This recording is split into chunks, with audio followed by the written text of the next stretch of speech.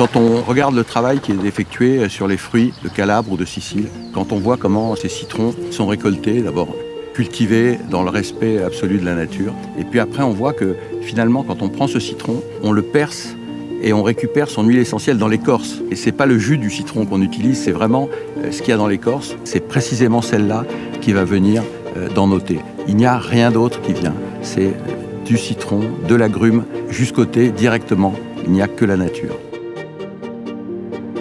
La richesse de la Sicile, c'est le climat, des conditions climatiques et aussi du terrain qui sont uniques au monde. Pas uniques en Italie, mais uniques au monde. Beaucoup de pluie, beaucoup de rivières, le volcan, l'Etna.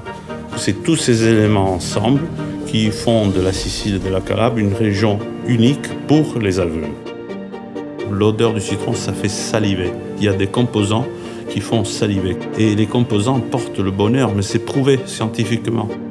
Le citron est un des agrumes qu'on utilise le plus chez Kousmi, l'huile essentielle de citron.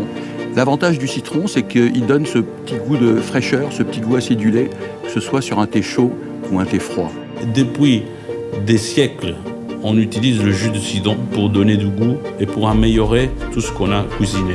Et les gens qui ont connu l'odeur d'un bon citron de Sicile, ils veulent ça dans leurs produits.